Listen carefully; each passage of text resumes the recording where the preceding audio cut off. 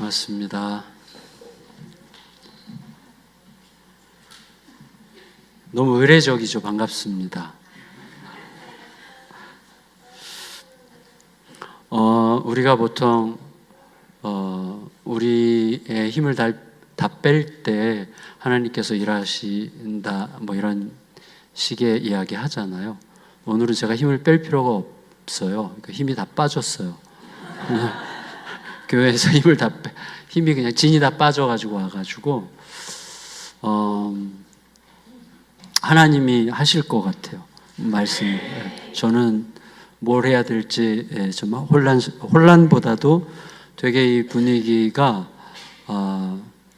다정하고, 지난번에 사실 와봤거든요. 와봤는데 참 너무 이 공간이 좋다 이런 생각을 했는데, 아까 그 어린 친구들 앞에서 이렇게 뛰어 춤추며 찬양할 때 굉장히 완전함을 느꼈어요.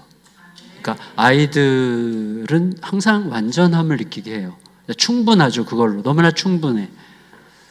이제 목사님이 좀 버겁게 느껴지긴 했어요. 좀 약간 좀 금방 지칠 것 같은 느낌이 들어서 너무 숨차겠다 이런 생각이 들긴 했는데, 그래도 무사히 잘 마치신 거를 진심으로 축복합니다. 네. 교회가 어려운 시대라고 하는데 저는 전혀 그렇게 생각하지 않습니다. 그거는 교회가 어려운 시대라고 말할 때 우리들의 편견이 있다고 생각해요. 그러니까 교회에 대하여 우리가 가진 생각, 지금 완벽하잖아요. 이게 완벽한 교회죠. 그리고 여기에 하나님께서 우리를 통해서 누군가를 초대하시고 또 우리와 함께 그리스도를 바라보게 하시고, 그게 교회죠. 그러니까 우리는 교회가 어렵다라고 할 때 이미 굉장히 다른 개념들이 많이 들어오는 것 같아요. 그러니까 뭐 부흥이라는, 오늘도 이 제목이 굉장히 부담스러운 제목인데 부흥 사경회인데 저는 부흥사는 아니거든요. 그래서 오늘 적합하지 않은 것 같아요, 제가. 그래서 저는 이만 돌아가도록. 시대가 어려운 건 아니에요. 항상 우리가 어렵지. 그래서 가장 제가 저희 교회에서 청년부 설교를 몇 달에 한 번씩 할 때 있어요. 사실은 한 달에 한 번씩 하다가 지금은 잘렸는데 청년부 목사님이 다 하고 싶어 하셔서 제가 청년부를 못 가고 있는데, 청년들을 만나는 시간을 전 되게 좋아하는데, 이제 청년부에 가면 30분 정도 설교하고 1시간 정도 질의응답을 하거든요. 그때 굉장히 적나라한 질문들도 많이 하는데, 한 자매가 방송국에 취직한 자매인데 질문을 했어요. 목사님, 직장 생활로 들어가 보니 제가 대학생 때 청년부 때 내가 알았던 하나님이 거기에는 안 계세요. 이제 이렇게 질문을 했어요. 그러니까 환경이 너무 척박하고 열악하고, 자기 주변에 이 친구가 무슨 방송국의 기술직인데 방송 음향 쪽 기술자인데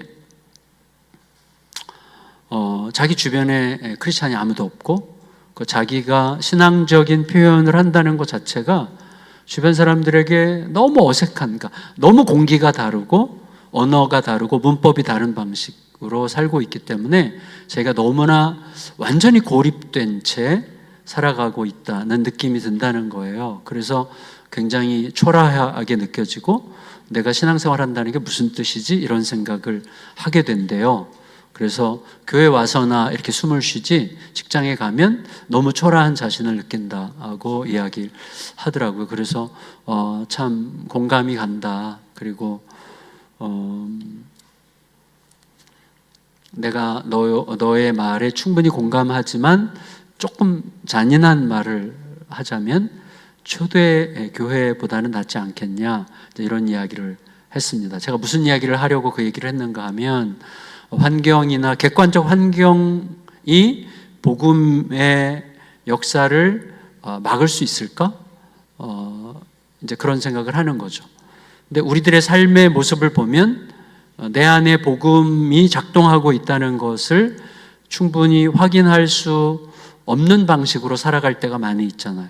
그러니까 여기 교회에서는 복음이 우리를 움직이고, 교회에서는 복음이 통하고, 교회에서는 복음을 이야기하지만, 일상으로 돌아가면 이해관계가, 내 기대가, 내가 원하는 바가, 내가 바라는 바가 이루어지느냐 이루어지지 않느냐, 계속해서 나를 압박하고 있는 그 사람, 그 인간, 혹은 우리 자녀 문제, 여러 가지 구체적인 현실적인 문제들이 우리를 압박해 올 때 과연 복음이 작동한다는 게 맞는 거냐, 이런 이제 생각을 해봐야 될 것 같아요. 그래서 오늘 저는 복음이 작동하는 공동체여야 한다. 복음이 작동하는 공동체는 어떤 특징들을 갖고 있는가, 그리고 그 특징을 통해서 어떻게 우리를 거기에 있게 하신 하나님의 뜻을 우리가 좀 잘 우리의 삶에 스며들게 살아갈 수 있겠는가, 이런 부분들을 좀 잠깐 동안 나누려고 합니다. 오늘 본문의 배경은 굉장히 척박한 배경이에요. 엘리사 시대는 엘리야의 후계자잖아요, 엘리사가. 근데 엘리야 때부터 이미 그 이전부터도 굉장히 배교적 태도가 많았지만, 엘리야 때는 그 어떤 때보다도 아합 왕 부부가 이제 완전히 마음이 합쳐져서 여호와의 신앙을 완전히 이 땅에서 없애버리려고 했던 시대죠. 그래서 바알 종교로 완전히 나라 전체를 도배하고, 여호와의 선지자들은 잡아 죽이거나 쫓아버리거나 어디 가두거나 해서 여호와의 선지자들, 하나님의 말씀을 전하는 선지자들이 완전히 씨가 마른 그런 시대였죠. 그런 시대에 딱 하나 남은 것처럼 보였던 엘리야의 후계자로 엘리사가 이제 사역을 시작하는 단계거든요. 이때가 사역을 시작할 때 어떤 일이 있었죠? 괜찮습니다.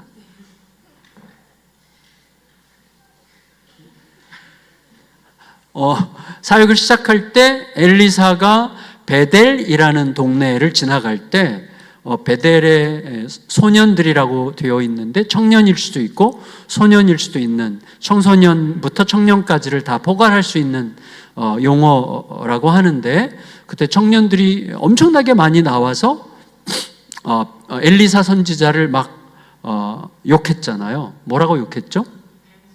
대머리라고 욕했죠. 근데 그거는 엘리사의 어떤 외모를 비하한 것이기도 하지만, 표면적으로는 이제 학자들의 해석을 보니까 그 표현, 이 대머리야라는 표현은 너가 하는 말을 누가 믿겠어? 라는 표현이래요. 거짓말쟁이를 대신하는 말. 그래서 너가 하는 말은 믿을 수 없어 라는 표현이었다고 해요. 그러니까 무슨 말이냐면, 이 친구들이 엘리사가 엘리야의 대를 이어서 여호와의 신앙을 이제 지키려고 하는 자라는 것을 알고 있는데, 그 여호와의 신앙이라는 것, 여호와의 뜻을 따라 살아간다는 것이 현실 속에서 도대체 어떤 의미가 있는 건지 우리는 한 번도 확인해 본 적이 없어. 오히려 지금 바알을 따라 살아가는 게 훨씬 더 유리해. 지금 우리 시대의 바알은 뭐죠? 인정받는 것, 박수받는 것, 돈을 취하는 것, 객관적으로 충분히 안전한 삶의 조건들을 확보하는 것, 이런 것들이 우리 시대의 바알이죠. 그래서 어떤 때는 자녀일 수도 있죠. 우리 시대의 바알은 자녀 문제면 모든 걸 걸 수도 있는 거잖아요. 어쨌거나 우리 시대의 바알들이 있는데, 그 시대에 그 바알, 그러니까 하나님이 아닌 다른 어떤 것, 우리를 유리하게 느껴지게 만드는 것, 또 우리를 그냥 찰나적이라도 행복하게 느껴지게 만드는 무엇, 그런 것들에 완전히 몰두해서 살아가던 시대였기 때문에 여호와의 말씀을 가르치는 것 자체에 대해서 별로 신뢰하고 싶지 않다. 그건 엉터리다. 너가 하는 말을 하나도 믿을 수 없다라는 식으로 막 저주하듯이 퍼부은 거예요. 어떻게 할 수 있는가 하면, 엘리사가 청년들이 그냥 외모 가지고 좀 놀렸는데, 엘리사가 저주해가지고 숲에서 암콤 2마리가 나와서 그 아이들 중에 42명을 찢어 죽였단 말이에요. 이런 잔혹한 일이 과연 가능한 이야기예요? 누가 제 외모, 제가 지나가는데 아유 왜 이렇게 난쟁이 땅꼬마처럼 크다 말았어? 누가 이렇게 저한테 얘기하면 막 칼을 들고 저주하듯이 누군가를 저주해서 무슨 암콤이 나와서 걔네들을 죽였다. 이거는 좀 말이 안 맞는 거죠. 그러니까 하나님의 구원의 역사와 말이 안 맞는 이야기거든요. 그 말은 뭐냐면 대대적인 배교의 시대에 대한 하나님의 심판으로 생각해야 되는 거죠. 하나님 여호와의 신앙을 정면으로 거스르고 여호와의 신앙이 도대체 우리에게 어떤 의미가 있는 거야? 여호와의 신앙이라는 게, 말씀이라는 게 도대체 우리 삶에 무슨 의미가 있어라고 생각하고 확신하는. 그래서 일단 뭐 교회를 안 다닐 뿐만 아니라 교회를 다니는 것 자체를 우습게 생각하고 저주하고 교회의 사역자에 대해서 그렇게 말하기까지 여호와의 신앙을 멸시하는 시대에 대한 하나님의 경고였다고 할 수 있겠죠. 그래서 42명이, 암콤 2마리에 42명이 죽었다면 얼마나 많은 아이들이 나왔겠어요? 왜? 암콤 2마리가 42명을 죽이는 동안에 얼마나 많은 아이들이 도망쳤겠어요? 제가 볼 때는 최소한 200명 이상 나오지 않았을까 싶어요. 그러니까 엄청나게 시위를 한 거예요. 엘리사가 지나갈 때 엄청나게 시위를 한 거죠. 여호와의 신앙 따위는 발붙일 필요가 없다. 우리는 그 따위 필요 없다. 이런 식의 시대였단 말이에요. 근데 그 시대에 엘리사가 선택한 게 뭐냐는 거예요. 여러분, 엘리야가 성공적이었지만 성공적이지 않았죠. 갈멜산에서 바알 선지자들을 전부 다 죽이는 데까지 영적으로 승리했지만 그 직후에 도망치잖아요. 하나님 나 죽여주세요. 나 하나님이랑 더 이상 함께 일하고 싶지 않아요 라고 이야기하잖아요. 물론 나중에 하나님께서 그를 다시 찾아오시긴 하지만 엘리야는 사실은 일단 마음속에 패배감이 굉장히 깊었을 거예요. 그래, 엘리야가 패배했다면 이유는 뭔가? 두 가지거든요. 우리 시대에도 똑같아요. 제가 신앙생활하면서 가장 큰 적 중에 하나가 뭐냐면 프레임이라고 생각해요. 프레임. 그러니까 우리 안에 이렇게 어떤 전제가 만들어지는 거예요. 이래야 돼, 저래야 돼. 교회는 이래야 돼. 이거는 이래야 되는 거야. 이런 전제를 날마다 부수는 게 신앙생활이라는 생각을 자꾸 하게 됩니다. 엘리야가 갈멜산에서 승리한 다음에 이제 나라가 이제 갈멜산에서 이렇게 승리했으니까 나라가 이렇게 되겠구나. 이제 백성들 안에서 여호와 신앙이 회복하겠구나. 그리고 왕실 사람들부터 뭔가 변화가 일어나겠구나라고 예측했던 그의 모든 예측이 벗어났을 때 엘리야가 실망하고 하나님 앞에 죽여달라고 얘기한 거거든요. 신앙생활에서 제일 문제가 뭐냐면 하나님의 뜻이 이루어지지 않았기 때문에 문제인 게 아니라 하나님의 뜻이라고 생각하는 내 뜻이 이루어지지 않았을 때가 문제예요. 여러분, 하나님의 뜻이 이루어지지 않으면 그 다음에 우리가 어떻게 하면 됩니까? 하나님께 물어보면 돼요. 이게 하나님의 뜻인 줄 아는데 아니네요. 하나님의 뜻이 무엇인지 저에게 말씀해 주시면 따르겠습니다라고 물으면 돼요. 그런데 엘리야는 안 물어요. 이세벨이 자기를 죽이겠다고 덤빌 때 이미 좌절한 거예요. 이미 낙심했어요. 왜? 나라가 이렇게 될 거야, 이제는 이런 변화가 일어날 거야 라고 생각했던 자기 기대대로 안 됐기 때문이에요. 이게 우리들의 신앙생활에 굉장히 항상 큰 문제거든요. 그러니까 날마다 제가 실망하는 이유는 기대하기 때문이에요.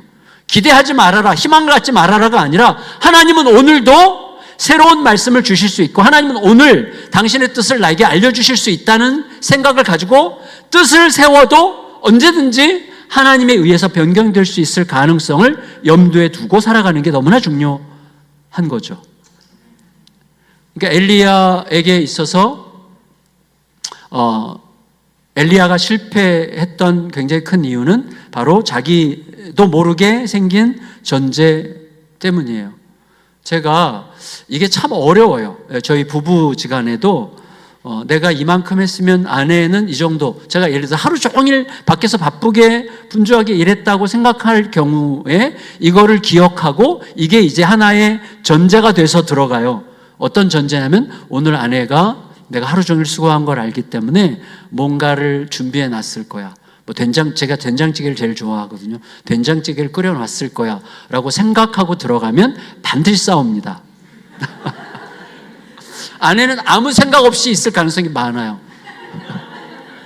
아무 생각 없이. 제 아내가 제일 좋아하는 게 캔디 크러쉬인데, 캔디 크러쉬라는 휴대폰 게임 맨날 그거 하고 자빠져 있어요. 근데 제가 이미 인정하고 굉장히 인정을 해줍니다. 당신 그걸로 스트레스 풀으라고. 근데 제가 그래서 들어갈 때 항상 아내가 뭘 해놨을 거라고 기대하지 않으려고 무척 애를 쓰면서 사는데, 얘는 자동으로 들어와요, 전제는. 그러니까 내가 열심히 한 만큼 전제가 만들어지는 거거든요. 근데 이거를 극복하는 방법이 뭐냐면, 엘리야에게는 없었는데 엘리사에게는 생긴 거, 이게 뭐죠? 공동체예요. 엘리야는 안타깝게도 공동체가 없었어요.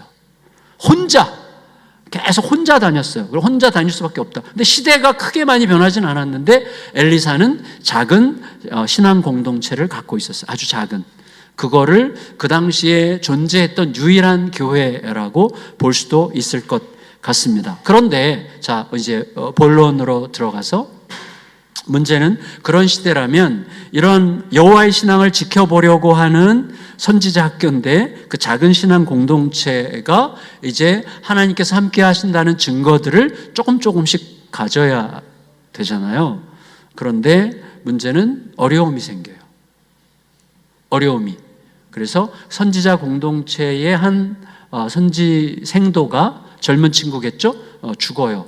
무슨 병에 걸렸겠죠? 죽어요. 그러니까 얼마나 이게 안타깝습니까? 지금 온 세상이 다 배교의, 여호와의 신앙을 멸시하는 시대에 여호와의 신앙을 지키겠다고 모인 선지 생도들, 엘리사와 그 작은 공동체가 있는데, 이 공동체가 사람들에게 뭔가를 보여줄 수 있으면 얼마나 좋겠어요. 우리들도 사람들에게 뭔가 드러나고 보여지고, 그렇게 작은 공동체에서 서울대를 5명 보냈대. 예를 들어서 더 평강교회에서 매년 서울대를 막 3명씩 보내. 예를 들면, 죄송해요. 그럴 일이 없기 때문에 말한 건 아니에요. 있기를 바랍니다. 나중에 이 친구들, 근데 서울대만 되는 대학은 아니잖아요, 사실은. 근데 중요한 건 뭐냐면, 저도 모르게 자꾸 이렇게 속된 생각이 나오는데, 이런 게 뭔가 좀 우리 속에 그런 전제가 있어요. 그런 전제. 그래서 예를 들어서 식구들이 다 안 믿고 나 혼자 교회 다니는데 내게 어려움이 또 생긴 거야. 그리고 가족들이 손가락질 할 거 아니에요. 못하러 교회 다녀.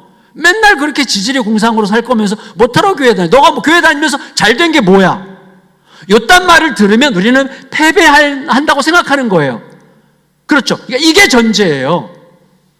예수님과 함께 있기 때문에 어려움이 생길 수 있는 거예요. 예수님의 뜻대로 살려고 하기 때문에 어려움이 있을 수 있는 거예요. 얼마든지 예수님과 함께 배를 타고 가기 때문에 풍랑이 올 수 있는 거예요. 예수님께서 가자고 하셨잖아요. 근데 풍랑이 와요. 중요한 건 뭐죠? 그 풍랑이 우리에게 어떤 식으로 다루어지느냐가 그때부터 문제예요. 근데 우리는 문제가 아예 없어야 된다고 생각하는 거예요. 문제가 있으면 일단 패배한 것처럼 생각해요. 내가 뭔가를 그럴듯한 모습을 보여줘야 가족들에게도 뭔가 자랑하고, 뭔가 내가 예수님 믿는 게 그래도 뭔가 말할 만한 어떤 거리가 되고, 식구들에게 교회 가자 그럴 때 뭔가 당당해질 것 같고 막 그렇게 얘기하지만, 그게 아니라 우리들의 삶에 어려움부터 와요. 자, 이 지금 배교회 시대의 작은 공동체 안에 선지생도가 죽어요. 그러면 동네 사람들이 어떻게 생각하겠어요? 이 마을 사람들이 어떻게 생각하겠어요? 여호와 어쩌고저쩌고 하는데 지금 시대에 무슨 여호와의 말씀이고 여호와의 신앙이고 이런 게 무슨 의미가 있는 거야? 이런 식으로 생각하는 마을 사람들일 수도 있겠는데, 그 사람들에게 그래서 하나님의 말씀을 배우고 그 말씀을 더 잘 전하겠다고 갔던 그 공동체에서 한 사람이 죽어요, 젊은이가. 근데 죽었는데 그냥 죽은 게 아니라 빚을 잔뜩 지고 죽어요. 근데 그 빚이 보통 빚이 아니라 큰 빚이야. 그래서 어떻게 해요? 2 아들을 잃어버리게 생겼어요. 이 가난한 과부는 어느 날 갑자기 남편 잃고 2 아들을 잃게 생긴 거예요. 남편이 빚진 빚이 2 아들을 뺏기고도 남는 빚이야. 2 아들을 남의 집 종으로 보내야 돼요. 그런 지금 너무나 난감한 마지막 막다른 골목에 들어갔어요, 이 자매에게. 그러니까 너무나 비극적인 이야기죠. 그리고 구석에 몰릴 대로 몰렸죠. 그러니까 이 2 아들이라는 건 뭘 뜻하죠? 2 아들은 이 부부의, 남편은 이미 죽었지만 이 부부의 따뜻하고 다정하고 사랑스러웠던 과거의 열매죠. 동시에 이 자매 과부가 오늘을 살아가야 할 유일한 이유죠. 동시에 이 가정의 미래죠. 이 2 아들은 이 가정의, 이 공동체의 과거와 현재와 미래예요. 전부예요. 이 두 아들을 잃는다는 것은 사실은 우리의 모든 것을 잃어버린다는 뜻이나 마찬가지죠. 굉장히 상징적인 존재예요, 이 두 아들은. 근데 두 아들이 잃게 생겼어요. 자, 이때 이 문제를 하나님은 어떻게 다루시냐, 이게 우리들에게 굉장히 중요하다고 생각합니다. 여러분, 우리 시대도 굉장히 어렵잖아요. 근데 우리에게 어려움이 올 때 그게 너무나 쉽게 패배로 인식되지 않기를 바라고, 우리 삶에 어려움이 올 때 그것은 하나님의 말걸어오심이라고 생각하시면 전 좋겠다고 생각합니다. 하나님은 아시고 보시고 그리고 하나님은 친히 이루시는 분이라는 걸 믿는 게 너무나 중요하거든요. 자, 그러면 이 문제가 어떻게 다뤄지고 있느냐, 이게 이제 제가 오늘 여러분과 나누려고 하는 내용이고, 여러분의 기대보다 설교는 짧을 거예요. 그러니까 여러분의 기대에 부합하지 않도록 하겠습니다. 두 아들이 어떻게 지켜지는가 볼 때 첫째 이거예요. 이 과부가 제일 처음에 한 조치가 뭐죠? 과부는 지금 아무것도 할 수 있는 힘이 없어요. 돈도 없고 아무것도 없어요. 두 아들을 잃는 게 너무나 명백해. 그리고 빚쟁이들이 지금 이제 곧 찾아올 거예요. 두 아들을 데려갈 거예요. 어디에도 호소할 데가 없어요. 이 과부는 아무 데도 도움을 구할 데가 없는데, 마침 이 과부가, 사실은 이 선지자 공동체도 너무나 가난해요. 나중에 이제 본문들을 보시면 아시겠지만 먹을 게 없어가지고 막 길에서 풀 뜯어다가 끓여 먹다가 막 거기 독이 들어가고 막 이런 일들이 있잖아요. 정말 가난한 공동체예요. 그런데 그 공동체가 생각이 났어요. 이게 핵심이에요. 자, 가난한 공동체, 작은 공동체, 힘이 없는 공동체예요. 그러나 하나님이 계신 공동체예요. 이게 너무너무 중요해요. 하나님이 계신 공동체. 그러니까 이 공동체, 이 자매가 막다른 골목에 서서 이제 두 아들을 데리고 아들을 뺏길 위기에서 어쩔 줄 몰라 하면서 바들바들 떠는 동안에 이 자매 속에 이 공동체가 생각이 난 거예요. 다시 말하면 이 공동체에 가서 말해야 되겠다고 생각한 거예요. 우리 가정에 일이 힘들고 어렵고 난감한 상황을 내가 말할 수 있는 공동체가 있다는 것을 알게 된 거예요. 그러면 이 위기 속에서 교회는 어떤 역할을 하는 거냐? 교회 모든 멤버들에게, 그리고 그 멤버들의 가족들에게까지 어떤 어려움이 생겼든지 간에 우리에게는 내 어려움을 가서 나눌 수 있는 공동체가 있다는 사실을 기억하게 해주는 공동체가 복음의 공동체인 거죠. 왜냐하면 복음은 나를 조건 없이 받아줬기 때문에 어떤 조건도 관계없이 가서 말할 수 있는 공동체를 형성해야 돼요. 제가 왜 이것을 이렇게 핏대를 올려가면서 말하는가 하면, 제가 2009년 8월에 개척했거든요. 근데 2006년 1월부터 2009년 6월까지 서초동에 있는 70년 된 교회의 중경교회, 좀 적지 않은 교회인데 그 교회의 담임 목사였습니다. 그리고 그때 이게 교회인가? 라고 제가 질문을 할 수밖에 없었어요. 이게 교회라면 교회가 과연 여기에 이 세상에 교회가 왜 존재해야 되는 거지? 라는 생각을 너무나 뼈아프게 했어요.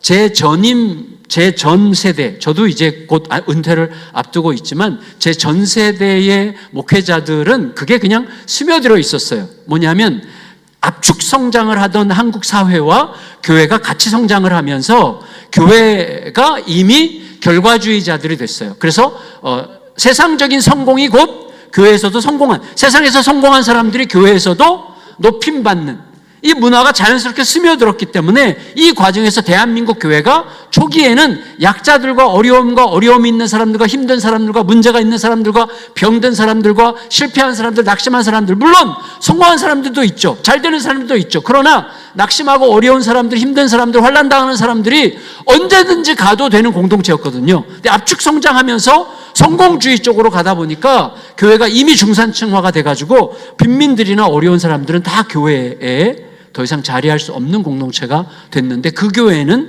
대표적으로 그런 교회였어요. 강남 한복판에 있고, 그 다음에 담임 목사님이 어떻게 하셨느냐 하면, 예를 들어서 누가 국회의원 선거를 나갔는데 국회의원이 됐잖아요.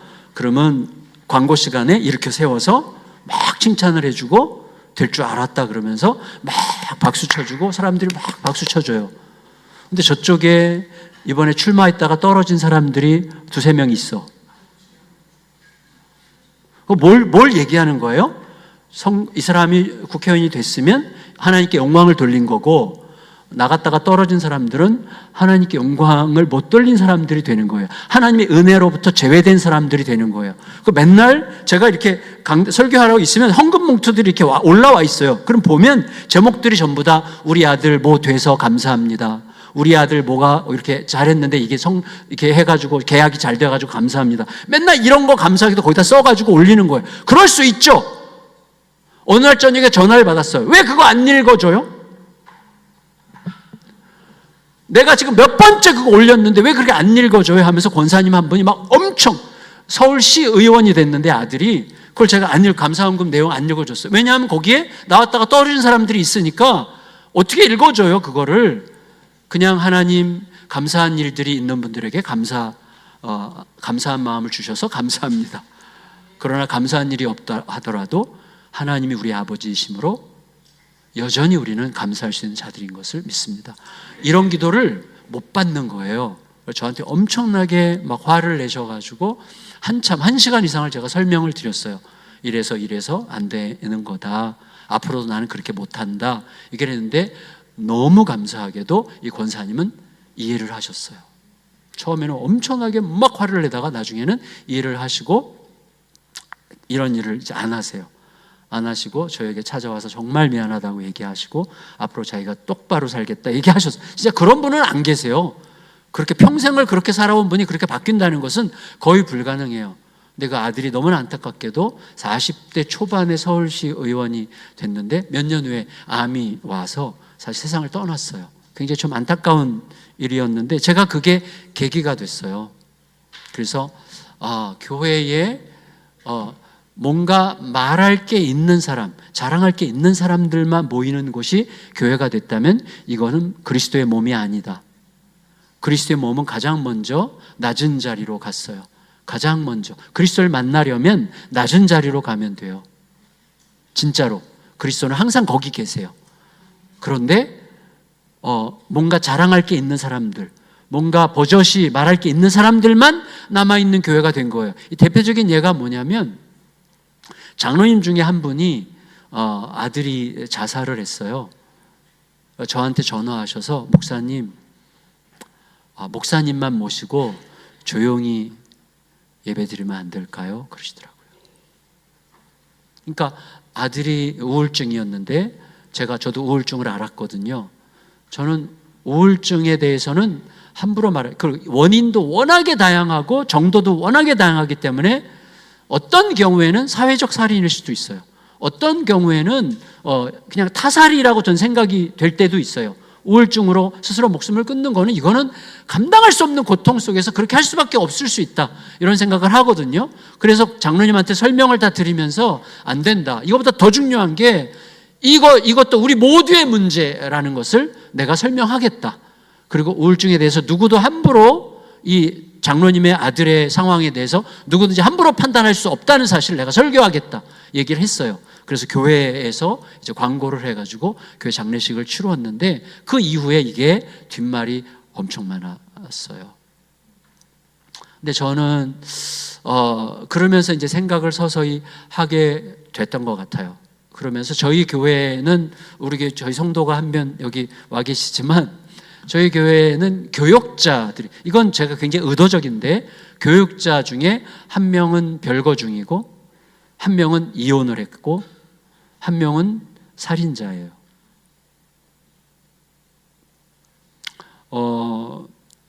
장로님들을 설득해서 이 친구들이 저희 교회 어플라이 했을 때 제가 기꺼이 같이 하자고 얘기했어요. 너무 괜찮은 친구들인데 대표적으로 여러분에게 가장 자극적으로 들릴 수 있는 살인자 친구는 텔레비전에도 여러 번 나왔어요. 얼마 전에도 TVN에 특집으로 나왔었는데 이 친구는 고등학교 때 성적이 전국 2000등이었어요. 전국 2000등이면 무척 공부를 잘하는 거죠. 서울대학교 가고도 남는 친구인데 엄마가 아주 욕심으로 충만해. 그래서 서울대 법대를 가야 돼. 그러려면 50등 안에, 최소한 100등 안에 들어야 된다. 그래서 이 아들을 잠을 안 재우고 공부를 시켜요. 근데 아들이 공부하다가 졸잖아요. 엎드려 뻗쳐 시키고 골프채로 때리는 거예요. 이 아들이 늘 여기 허벅지에 그래서 피랑 바지랑 이렇게 서로 이렇게 붙어가지고 이거를 막 떼고 다니느라고 너무너무 고통스러운 친구. 우리 지현우 목사인데,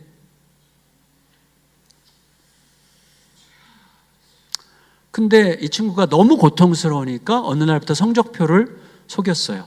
그래서 성적표를 조작을 했어. 근데 엄마가 욕심이 들어가면 속아. 성적을 확 올려가지고 엄마한테 주니까 너무 기분이 좋으니까 엄마가 속아. 가짜인데. 근데 문제는 고3 때 학부모, 담임선생님 개인 면담이 날짜가 잡혔어요. 그 날짜가 이제 엄마가 담임선생님을 만나면 모든 성적이 뚝뚝뚝뚝 떨어졌기 때문에 이제 모든 게 드러나니까 이 친구가 거기에 완전히 몰두해 있다가 여기 꼭지가 돌았어요. 어느 날 정신이 돌아버렸어요. 그래서 그런 일이 생겼는데 이 친구가 이제 그 정신적인 문제에 참작을 받아서 교도소 4년형 선고를 받았고 4년 동안 교도소 생활하면서 나와서 내가 교도소에 있는 중에 아버지가 예수님을 믿게 됐고 아버지가 저를 찾아와서 계속 상담을 했어요. 그리고 이 친구 상황을 오래전부터 알고 있었고, 근데 이 친구가 나와서 자기의 삶을 하나님 앞에서 좀 참회하고 제대로 살려면 내가 신학을 하면서 해야 되겠다. 총신대학을 시험을 봐서 또 공부를 너무 잘하니까 수석을 했어요. 그래갖고 이제 공부를 잘하고 졸업하고 신학대학원을 다니면서 어떤 교회에서 그래도 다행히 받아줬어요. 사역자로. 근데 조건이 이거를 말하지 않는 조건. 이 사실을 말하지 않는 조건으로 사역자로 써줬어요. 근데 이 친구 사역자로 써준 것만 해도 고맙지만 1년 지나고 2년 지나면서 여기가 터질 것 같았대요. 너무 좋은 교회예요. 목사님도 이 친구를 보호하려고 그렇게 말씀하신 거예요. 근데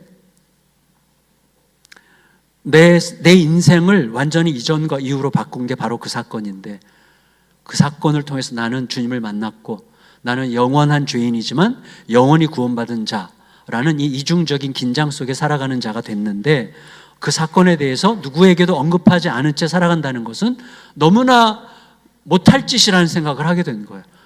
여기서 터질 듯이 힘들어하면서 저에게 몇 번 상담을 하러 왔었고 3년째 그 교회 사역할 때 너 정 힘들면 그만두고 우리 교회로 와라. 그랬더니 목사님 제가 가도 될까요? 그래서 내가 먼저 장로님들에게 허락을 받을게. 장로님들에게 다 이야기를 했어요. 저는 이 친구가 우리 당회가 공식적으로 인정한 상태에서 이거를 설교 시간에 하고 싶으면 하고 하기 싫으면 뒤에서 자연스럽게 알려지게 하는 방식으로 본인이 선택하게 해주고 싶은데 어떻게 생각하냐고. 근데 저희 교회 장로님들은 진짜 너무 사랑스러워. 우리 목사님 같이 생겼어요. 장로님들이. 목사님이 왜 이렇게 사랑스럽게 생겼어요? 아까 이렇게 할 때도 너무 예뻤어요. 그죠? 너무 러블리 하시네. 장로님들이 그럽시다 그러셨어요.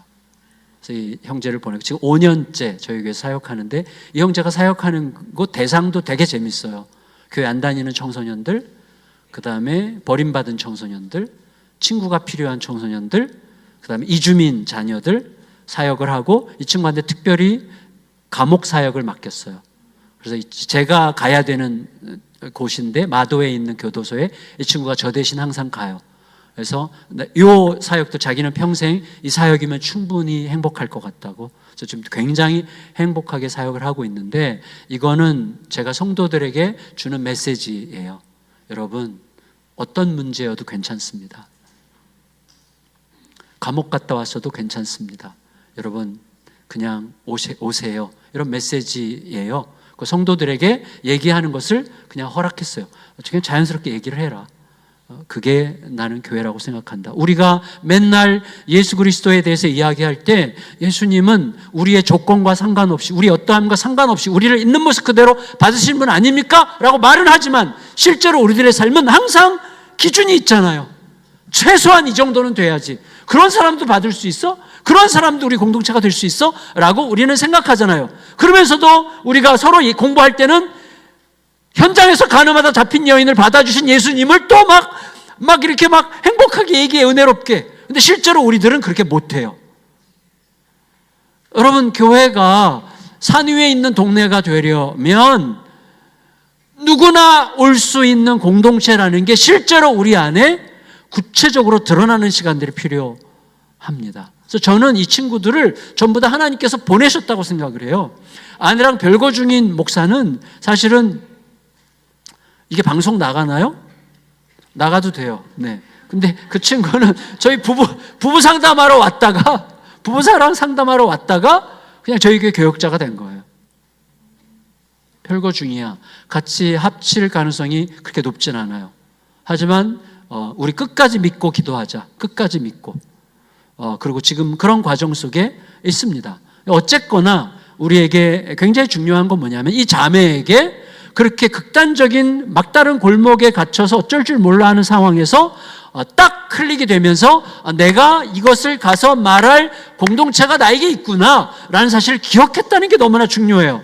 부디 더평강교회가 여러분에게 혹은 여러분의 친구들에게, 여러분의 가족들에게 어떤 어려움이 오든지 간에 그 교회에 가서 말하면 돼, 말할 수 있어 라고 생각할 수 있게 해주는 그러한 참으로 복음이 여러분을 관통하는 그런 공동체로 세워질 수 있기를 예수님의 이름으로 축복합니다. 두 번째는 이거예요. 자, 자매가 이 공동체에게 도움을 요청했을 때 이 공동체가 보통 우리가 그렇게 기도합시다. 이 공동체에서 기도합시다. 이렇게 기도하잖아요. 근데 제가 옛날에 가장 인상적인 기도에 대한 정의는 이거였어요. 김홍전 박사님이라는 분이 계신데 이제 돌아가신 지 오래됐는데 그분이 기도에 관하여라는 책에서 뭐라고 얘기했는가 하면 내가 누군가를 위해서 기도해 준다는 것은 그 기도가 응답될 때까지 내가 할 수 있는 모든 구체적인 행동을 하겠다는 약속이라는 이야기를 했어요. 이분은. 저는 굉장히 엄중하고 멋있다 이런 느낌이 들었고 그래서 누군가에게 우리 기도해 줄게요. 기도할게요. 이런 가벼운 인사치레가 사라진 공동체여야 돼요. 근데 우리는 보통 기도해 줄게요 이렇게 하잖아요. 기도해 줄게요. 물론 나쁜 건 아니에요. 하지만 기도해 줄게요라고 말했다면 그 다음에 우리는 생각해야 돼요.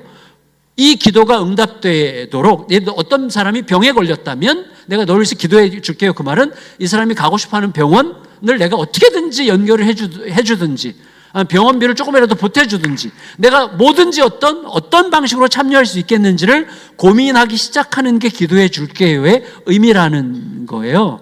근데 엘리사 공동체는 기도해 줄게요라고 했겠지만 사실은 그게 답은 아니었어요. 우리가 모금해 줄게요라도 할 수 있지만 그렇게 안 했어요.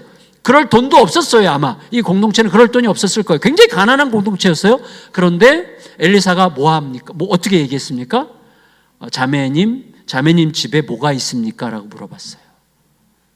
그러니까 자매님의 집에 있는 것으로부터 이 문제는 해결될 것입니다 라고 얘기한 거예요. 다시 말하면 이 문제가 해결되기 위한 답은 이미 자매님 안에 있습니다 라고 얘기해 준 거예요. 그래서 당신의 집에 뭐가 있습니까? 그랬더니 계집종의 집에 기름 한 그릇 외에는 아무것도 없나이다. 자, 이 자매는 기름 한 그릇 외에는 아무것도 없나이다. 그러니까 이따위가 무슨 문제 해결이 되겠습니까? 안드레가 떡 5개와 물고기 2마리를 보고 근데 이게 있는데 이것 가지고 뭐 되겠어요? 라고 말했던 것과 똑같은 거죠. 그런데 하나님은 바로 그것으로부터 시작하세요. 자, 저는 오늘날 신자들에게 가장 중요한 건 뭐냐면 우리 안에 담겨 있는 복음이 완전히 모든 것을 바꿀 수 있는 가장 현실적인 능력이라는 사실을 믿으시기를 바라는 거예요. 그리고 여기서만 아멘 하지 말고 집에서도 부부 관계에서도 아이 문제에서도 이게 아멘이어야 돼요. 무슨 말이냐면 제가 저희 둘째 딸 이야기를 텔레비전에서는 안 했는데 새롭게 하셔서는 둘째 딸 이야기는 안 했고 셋째 딸 이야기를 했는데, 저희 둘째 딸 이야기를 해드리면 이거예요. 간단하게 말씀드리면 저희 둘째 딸은 공부가 바닥이었고, 그리고 중학교 때부터 담배를 피웠고, 그리고 제가 부교육자 생활할 때 이 딸 때문에 성도들이 많이 와서 저를 의심했고, 그리고 저는 설교할 때마다 내가 목사 생활을 계속 해도 되나? 라고 늘 의심했고, 성도들이, 내가 설교를 시작하면 성도들이 지 딸이나 잘 키우지라고 욕하는 것처럼 들렸어요. 저랑 원수지간이었어요. 근데 이 딸을 위해서 제가 기도할 때 이 딸을 위한 기도가 아니었던 것을 제가 알았어요. 하나님, 우리 하림이 어떻게 합니까? 라고 기도할 때 우리 딸을 위한 기도가 아니었어요. 나를 위한 기도였지. 이 딸이 내 기대대로 안 되면 어떡하지라는 기도였지, 이 딸의 인생과 생명을 위한 기도가 아니었던 거예요. 그래서 하나님께서 저에게 너는 너의 딸을 사랑하지 않아 라고 말씀하셨어요. 너는 너의 딸을 사랑하지 않고 너의 딸에 대한 너의 기대감을 사랑하고 있어. 너가 너의 딸에 대한 기대감을 사랑하고 있는 한 너의 딸은 변하지 않을 거야. 그 사랑이 너의 딸에 대한 사랑이면 좋겠어. 내 딸에 대한 사랑이면 뭡니까? 우리 딸이 내 기대대로 하지 않아도 충분해야 되죠. 그러면 어떻게 되죠? 딸이 살아있다는 걸로 너무나 충분하면 돼요. 딸이 건강하다는 걸로 너무나 충분하면 되는 거예요. 어떤 목사님은요, 아들이 정말 진짜 힘들게 하는 아들인데 아들이 전화가 오잖아요. 그 아들 전화가 오면 아들 전화가 딱 올 때 문자가 뜨게 해놨대요. 어떻게 그게 기술이 가능한가 봐. 그 문자, 아들이 딱 전화 오면 거기에 딱 얘 아들이구나라는 걸 알아보는 문자가 있어요. 아직 살아있다. 이걸로 충분하다는 거예요. 이 아이가 살아있는 걸로 충분하게 느끼게 해주세요. 내 기대대로 아무 상관없어요. 내 기대대로 안 돼도 아무 상관없습니다. 자, 이게 저에겐 엄청 힘들었어요. 이걸 버리는 게 죽는 거더라고요. 이걸 버리는 게 죽는 거야. 이걸 버렸어요. 버리기로 결정했어. 그리고 우리 아이에게 시험이 언제냐, 공부했냐, 뭐 이런 거 일체 얘기할 필요도 없어. 어차피 안 하니까. 얘기한다고 공부합니까? 어차피 안 해. 근데도 되지도 않는 것만 계속 얘기하는 거지. 우리는 가장 무능한 잔소리 그렇게 의지해. 잔소리는 정말 무능해요. 근데 저는 그래서 뭐 했냐면, 얘가 학교에서 오면 무조건 끌어안아주고 사랑해. 자유를 얻을지어다. 사랑해. 너가 아빠 딸이어서 너무 좋아. 저희 딸이 또 예쁘거든요. 저랑 완전히 다르게 생겼어요. 예쁘고 키도 크고. 근데 너가 아빠 딸인 게 너무 고마워. 진짜. 나중에 이렇게 말하다 보니까 이게 진짜가 됐어요. 얘가 고등학교 3학년 졸업할 때 저는 진심이 뭐냐면 우리 딸이 대학을 가는 게 아무 관심이 없었어요. 진짜로. 우리 딸이 고졸이라는 게 너무너무 감사했어요. 저는 이 딸이 임신해 갖고 들어올 줄 알았어요. 근데 이 딸이 그 정도까지는 아니었어요. 그래서 고등학교를 무사히 졸업했다는 게 너무너무 감사했어요. 그래서 저희 딸에게, 하림아, 아빠는 너가 고졸이라는 게 진심으로 감사해. 너를 무시해서가 아니라 대학에 대해서 요만큼도 스트레스 받지 마. 그래서 얘가, 아빠, 우리 학교가 농어촌 특례가 돼. 그러더라고요. 농어촌 특례가 돼서 입학원서를 낼 수 있다는 거야. 그래서 영어과에 1명 뽑는데 입학원서를 냈어요. 1명 뽑는데 떨어졌어요. 그래서 저는 진짜로 기뻤어. 뭐가 기뻤냐면 우리 딸이 대학교에 입학원서를 내봤다는 것 자체가 너무 기뻐. 여러분, 내 안에 나를 받아주신 예수 그리스도의 복음이 흐르기 시작하잖아요. 상대방이 어떻든 그렇게 중요하지 않아요. 상대방이 내 곁에서 숨쉬고 있는 게 너무 고마워. 얘가 대학교 입학원서를 낸 것 자체가 너무나 고마운 거예요. 근데 얘가 너 이제 상관없어. 근데 아빠, 나 대기번호 1번이야. 와, 1명 뽑는데 대기번호 1번이면 2등이잖아. 2등. 와, 너 대단하다 그랬더니 학교 연락해 봤더니 2명이 지원했대. 2명이 지원해서 한 해가 붙고 애가 떨어진 거야. 둘이서 그 자리에서 기도했어요. 하나님, 붙은 그 아이 다른 학교 가게 하여 주시옵소서. 막 엄청 기도했어요. 엄청. 그 아이가 다른 학교 갔어요. 그리고 저희 아이가 서울대학교 영어과에 갔어요. 네, 여러분, 천안에도 서울대가 있어요. 남서울대학교라고. 여러분, 그래서 서울대야. 약간 남쪽에 있는 서울대. 전 남서울대학교 완전 팬이에요. 남서울대학교를 너무너무 사랑합니다. 예, 저희 딸을 받아준 학교. 그래서 그 학교에 들어가서 1학년 전 과목 낙제. 아예 수업을 안 들어갔어. 그러더니 1학년 마치고 호주에 워킹홀리데이 갔다 와서는 공부해야 될 이유를 알았대요. 그래서 그때부터 공부하고 계절학기에 모든 빵꾸난 거 메꾸고 그 다음에 3학년, 4학년 때는 장학금 받고 졸업하고 그리고 학교에서 한 명 뽑아서 회사 차려주는데 뽑혔어요. 그리고 그보다 더 중요한 거 저희 교회에서 제가 가장 신뢰하고 좋아하는 부목사랑 눈이 맞아서 결혼해가지고 사모가 됐어. 지금 미국에서 목회를 잘하고 있어요. 재작년에 개척을 했어요. 너무너무 잘하고 있어요. 자, 중요한 건 뭐냐면 모든 문제에 대한 해결은 복음으로부터 와요. 제가 이 복음을 통과시키지 않았으면 저희 딸과 지금까지도 원수처럼 지냈을 거죠. 우리는 완전히 원수였거든요. 진짜 원수. 저희 딸이 중3 때 세상에서 제일 싫어하는 사람이 아빠라고 그랬거든요. 제 앞에서. 고3 때 저에게 세상에서 가장 사랑하고 존경하는 한 사람을 꼽으라면 아빠야 라는 문자를 보냈어요. 제 생에 잊을 수 없는 선물이죠.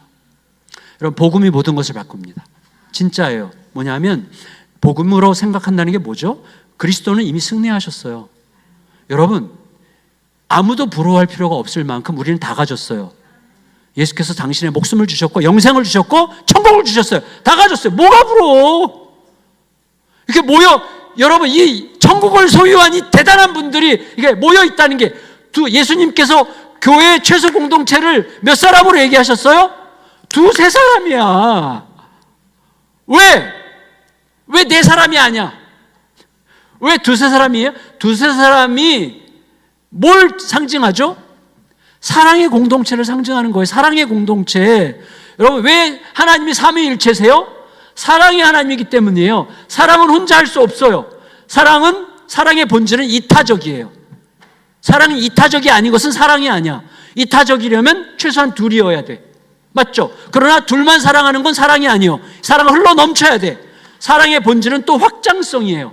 이타성과 확장성이 사랑의 본질이야. 2사람 사이의 사랑이 확장되려면 최소 3사람이야.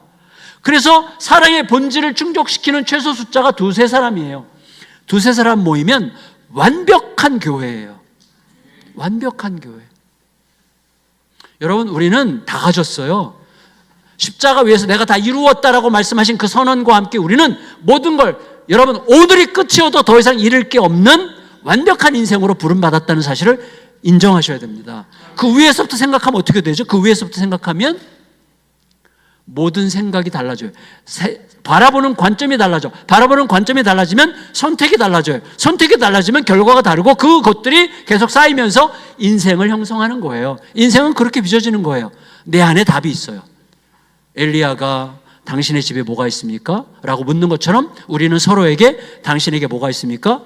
내 안에 예수 그리스도의 영원한 승리의 복음이 있습니다. 그게 답입니다.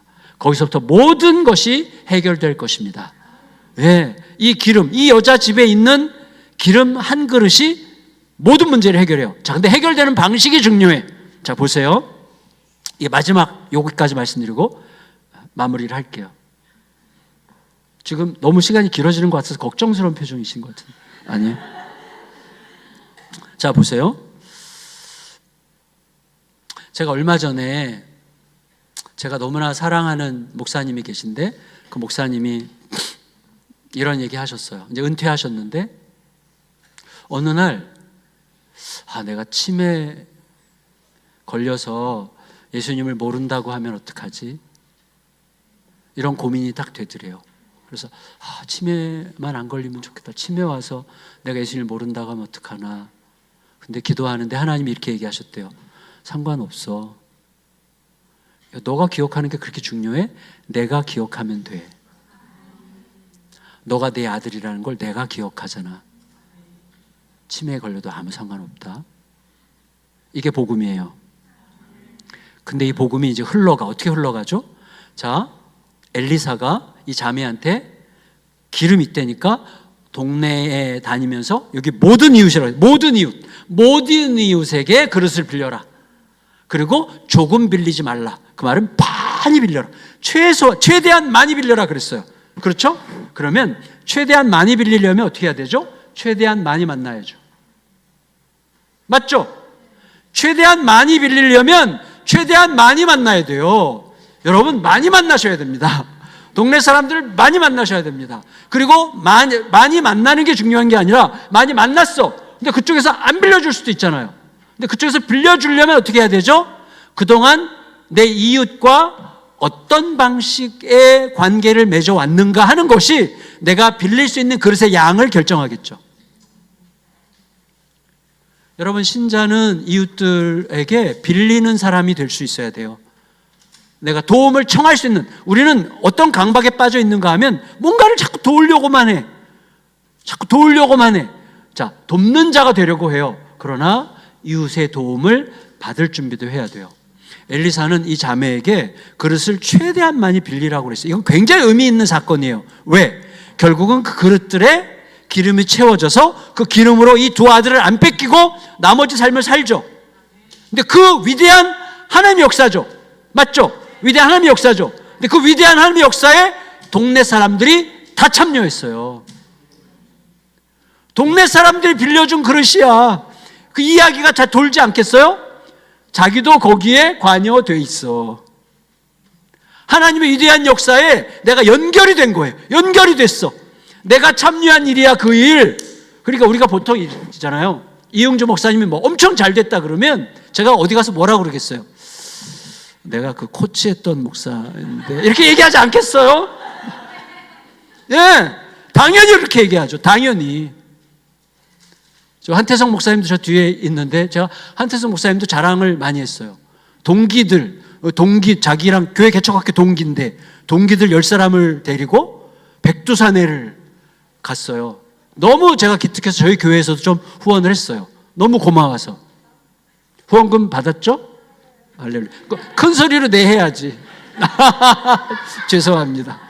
근데 중요한 건 뭐예요? 하나님의 큰 역사에 마을 사람들 전체가 자기도 모르게 관여가 됐어요. 그러니까 이 마을에 생태계가 생기는 거예요. 여호와가 중심에 계시는 생태계가 형성이 되는 거예요.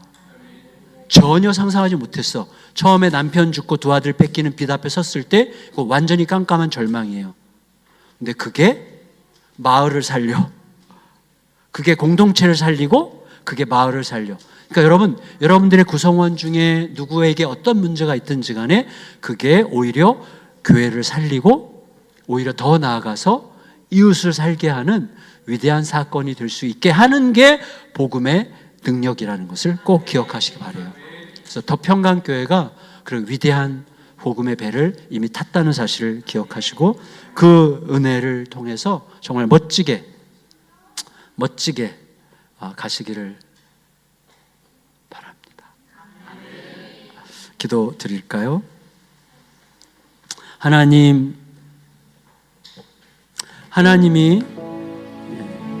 하나님의 이야기로 하나님의 사건으로 교회를 세우십니다. 여기에 더 평강교회를 두신 이유와 뜻에 대하여 저희는 질문하며 부디 이 공동체가 속한 모든 지체들에게 나에게 어떤 문제가 있든지 나에게는 그것을 가서 이야기할 공동체가 있다는 사실을 기억할 수 있게 해주는 교회 공동체가 되게 하여 주시옵소서.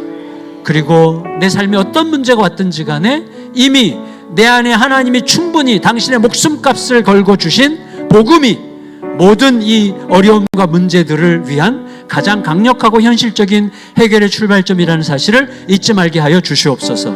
그리고 우리들의 어려움과 힘겨움이 오히려 공동체를 살리고 지역사회를 살리고 이웃들을 살리는 하나님의 사건이 될 수 있도록 역사하여 주시옵소서. 그렇게 이끄실 우리 주님께 감사드리며 예수님의 이름으로 기도합니다.